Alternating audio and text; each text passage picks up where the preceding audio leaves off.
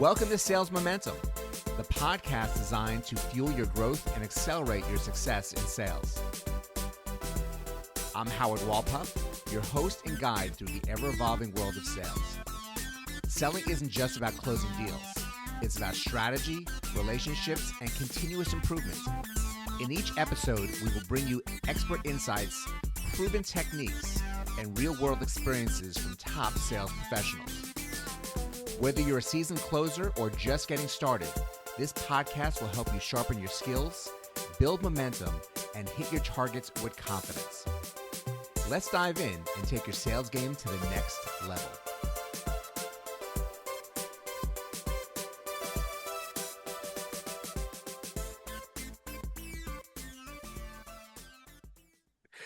Welcome back to Sales Momentum. I'm Howard Wolpoff, your host. And today's conversation is going to go in a couple interesting directions. We're going to be talking obviously about sales with a starting focus on real estate, but it's going to go in a different turn because of the unique skill set and talents of our guest. His name is Greg Sharp, the president of the Retaja Group, and he's had a remarkable career in sales in a number of different access, including the technical sales. And we're just going to dive right in. Greg, welcome to the conversation. Thank you very much. Pleasure to be here. Well, I'm excited to have you here because you really have some great experience selling, but really selling to different markets and different types of activity that it really does, on the one hand, show that if you're able to sell, you have the possibility of selling everything and anything. However, it's also the skills that you develop selling certain individual aspects to get very good at your craft and be able to bring in the revenues for your companies. So why don't you just share a little bit about yourself and this vast experience you have? Okay, very good. I left engineering school, grad school in 1987, started out as an engineer. I was just an above average engineer, so I got tired of working with the world-class engineers, so I transitioned into sales first chance I got. And we ended up building a business from scratch, selling computer-generated holograms by making them with the same photolithographic processes you would do for semiconductor chips, but only in optically clear materials. And I built that from nothing to a few $1,000,000 after a few years. Then I wanted to move to California. We just had our first baby, so found a company that moved me out there and was doing technical sales, but I got tired of working for over-promoted engineers.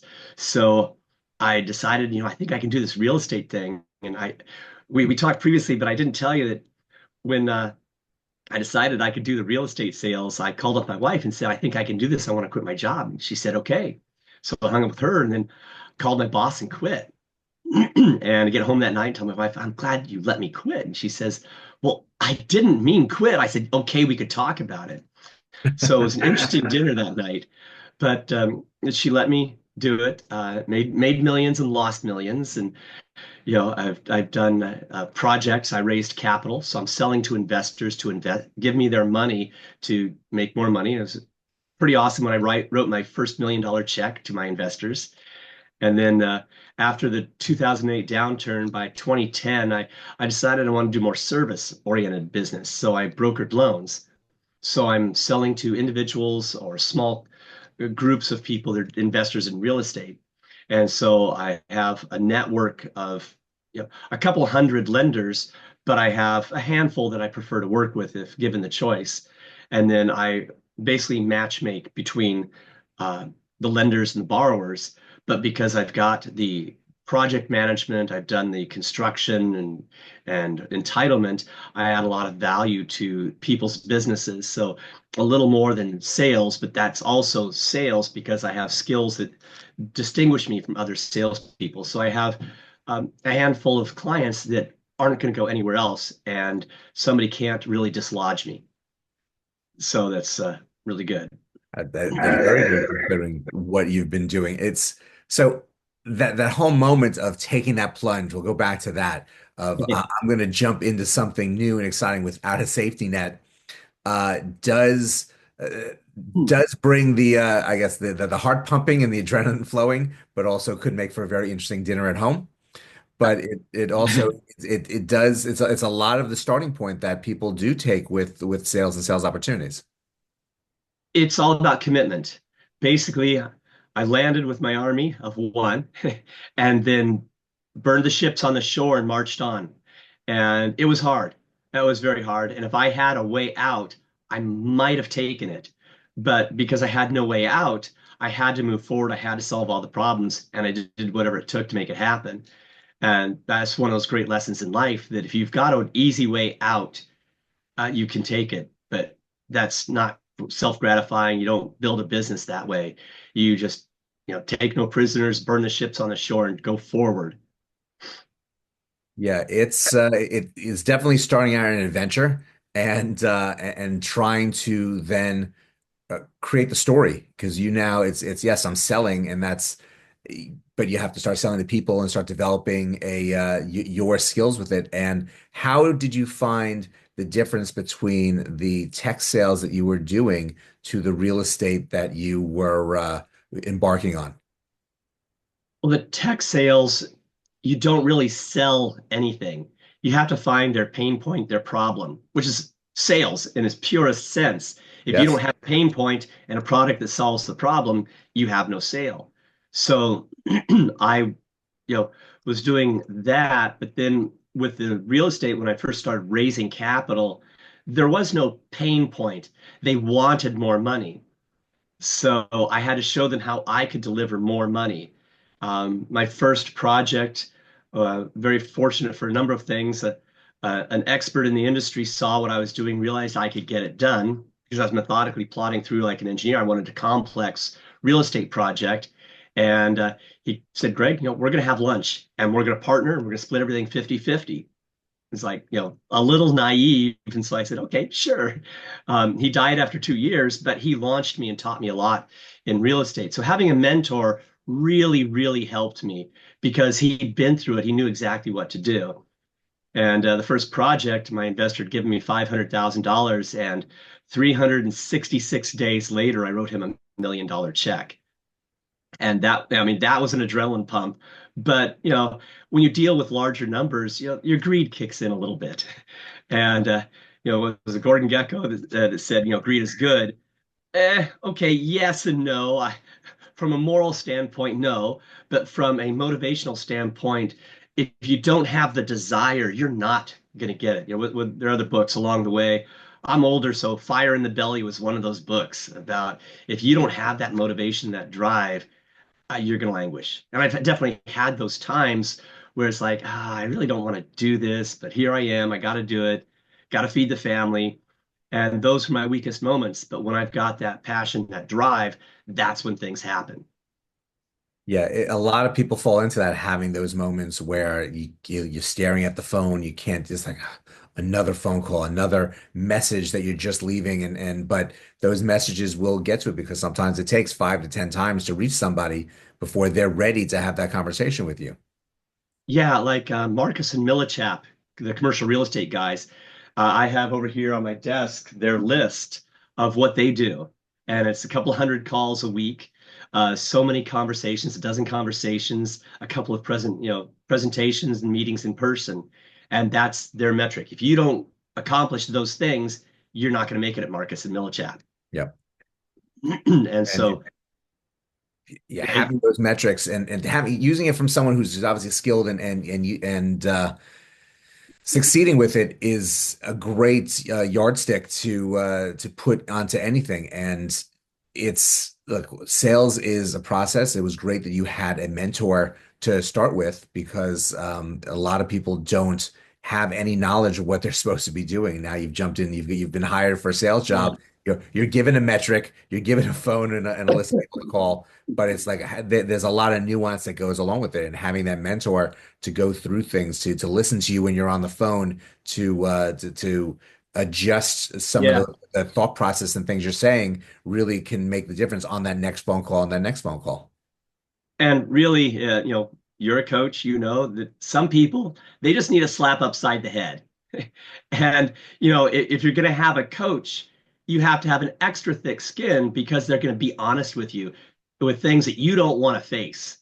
And the skills of a coach to help people get past that, get past the emotionalness of it is very important. When I did my MBA, the number one takeaway from my MBA was that when I'm in a tense situation, one-on-one with people or one-on-many, I can't be emotionally involved with it. I have to be the observer of the situation so that I can be making solid decisions that are not emotionally based.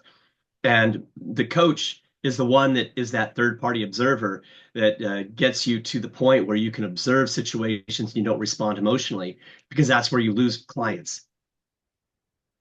Very true. Very, very true. It's having this, to me, it being the sounding board sometimes, and sometimes being the person that has to push someone a little bit harder than what they're doing. There's reward to it, and it's the reward Yeah. that they will receive more than what I'm getting out of seeing their success really makes the changes in their lives. The same way that you wrote a check for someone for $1 million, and that was a marquee moment in your career. There are other ways to reach different types of goals and different types of special moments like that. Now, because you've done so many different types of things, what other marquee moments have you experienced that really have helped catapult your career and really win and bring a smile to your face when you look back at certain situations? Not a smile, but a low moment that was a great lesson. I have a bankruptcy in my past because when the market turned in July of 2007, Wall Street stopped selling mortgage bundles, the repackaging the mortgages. So all the buyers just vaporized. So I had to compete. So with condo conversions, you've got a single location with multiple products to sell. You can't just sell them. So I would drop the price, sell some condos, drop the price, sell some condos, and it's catching a falling knife.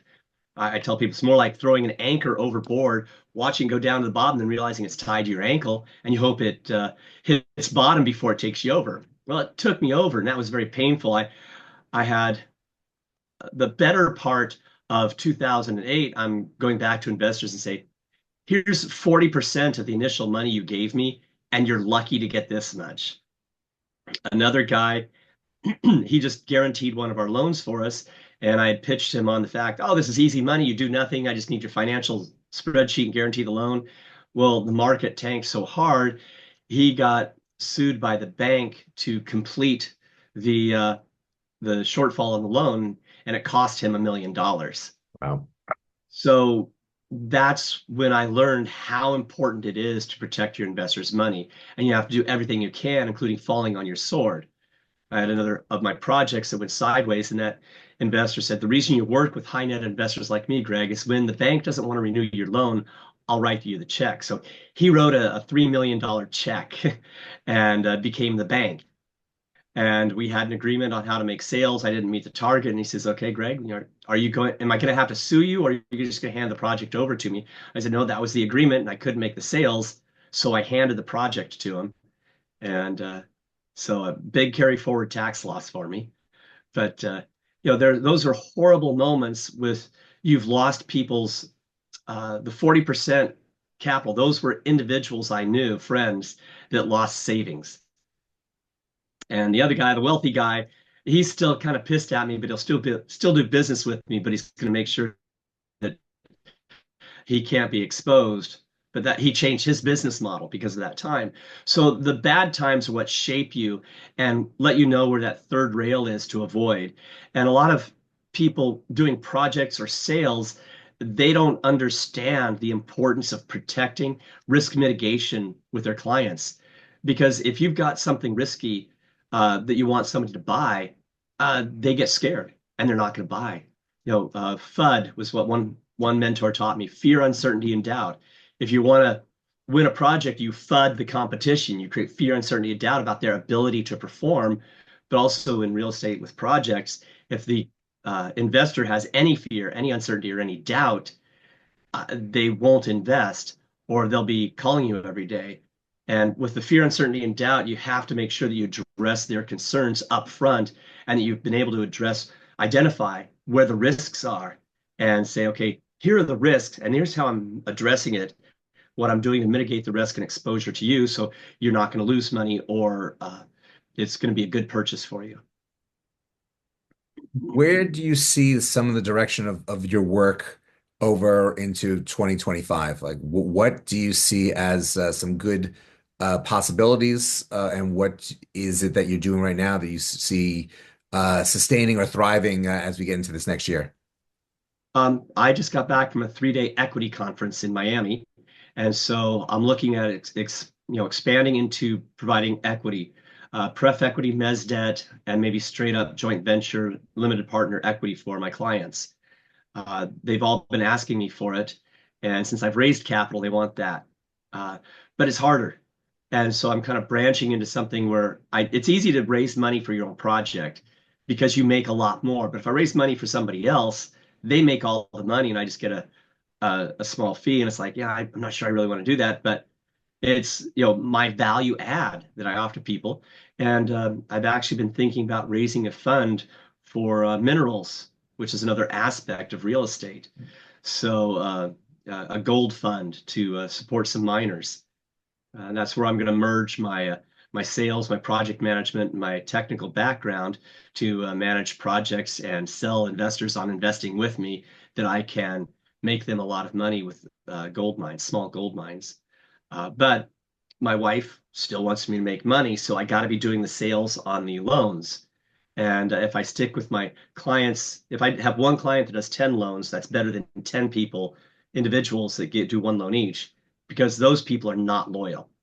Whereas if I'm doing a lot of service to people, I become irreplaceable. And that's a hard thing to do, to become irreplaceable to somebody in sales. Very true. But when you can get to that point, now you've got a client that whenever they need for me, it's anytime they need a loan, they call me. I've got their financials. I understand their business model, and I can put it all together for them in a quick package, shop around, say, here are the best 5 lenders I've got. Which one works for you? Or what do you want me to change? And I go shop around a little bit more if they want a few changes to it. So it's very much a collaborative consultative sales process. Well, you definitely have your systems in place. You definitely have your relationships developed to make this all continue to be as successful as it has been for you and really continue to develop these relationships. Now, you mentioned the word gold mine, creating gold mines for people, which I think is a wonderful visual and a good teaching opportunity to utilize. So, when you look back at your career, what kind of teaching or suggestion would you have to a younger you or to a younger person starting out to help them so that they get into that mindset at an earlier stage to focus on helping to develop gold mines for other people? Yeah, people don't hate you, they hate your offering. Um, because if you've got the saying is with investment projects, every good project gets funded. So if you're not offering what the investors want, then they're not going to buy it. They don't like your offer. So it's a matter of that's the sales funnel, classic sales funnel. You've got a whole bunch of people up here, but there are people that don't want your offering. So when I was at the conference this week, met a guy. He says, I'm looking for 10 cap projects. I said, well, that's not California. He says, yeah, no, it's not. But if it's distressed enough, I'll give you $50 million if you've got a 10 or 12 cap property in Sacramento where my one group of guys is investing. So he told me what his desire is. In real estate, it's more about desire than pain points and solving problems. Sometimes it is with the loans, but I can match him with my guys when they find that right deal, and he's willing to work with them to pre-qualify them and tell them what he's looking for, so they're hunting and they can do a big project. So it's finding out what your people want. Yeah, it's a very good, strong point. I think people just go in whether they have a script or not. This is the term people who are starting out, and these are the words I'm going to say, and this is just trying to get through to throw the product out there without realizing that really is it's that moment when you're in your introduction in creating this rapport and developing a sense of where the pain points are, where to ask the questions, where are you getting the knowledge so that you're understanding whether this offering fits or how to make the offering fit into what the needs of the person you're speaking to are. Because just by saying I have this to sell, will you buy it from me, is not going to work. That's not really sales because you don't know what they need or want. And it goes back to that funnel. Whatever drops out of the bottom, okay, you need to find more people like that. Now, where are those people? Now we're talking about marketing. And on the funnel, you're back at the top again. You know what comes out the bottom that you like. So you do more of that to find those people at the top of the funnel. And so it's always an iterative process. You have to always be changing, always growing because the market shifts and you have to be nimble enough to move with it. Now, I've moved technical sales to residential sales to investment sales and raising capital. So they're all sales. So I can go into anywhere and I just have to figure out what's important to the clients or important to enough clients that I make good money. And having that skill of being nimble to not just in mind to assess it, but in body and form to make that move to and adjust so that you're addressing their needs is a skill that's developed. It obviously it can be taught but you really have to develop it over time that with successes and some failures to know that how you do it, how to do it right, and how people are going to respond to it. So that's fantastic. That's really the opportunities you create yourself throughout your career. Yeah, and with a coach like you, you can tell people the real hard truth and feedback about, here's where you were successful, but you didn't like it. Maybe you should try this little change over here. Look for a different client that's going to be more fun, easier to work with, match your skill set and personality better. Because if you're successful in a field that you don't like, you're in the wrong field. Not probably, you are in the wrong field. You need to change to where you enjoy it because people can tell if you're unhappy. And if you're not going to serve them, if they don't feel like you're solving their problems, serving them happily, they're not going to stick with you.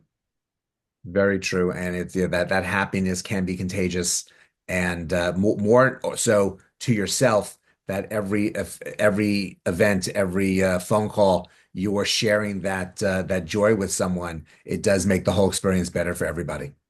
And Absolutely. yeah, I'm, this is my phone position, sitting up straight with a smile on my face.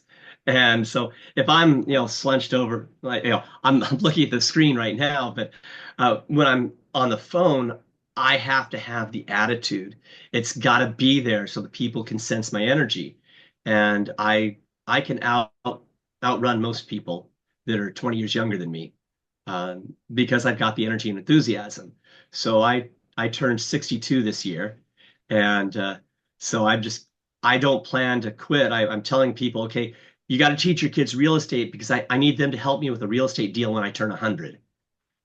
And so it's having that view and maintaining that energy to pursue your dreams, your passions. And I love selling because actually I hate selling. I love solving people's problems and helping them achieve their goals and dreams. And that's what I do. I'm a dream maker.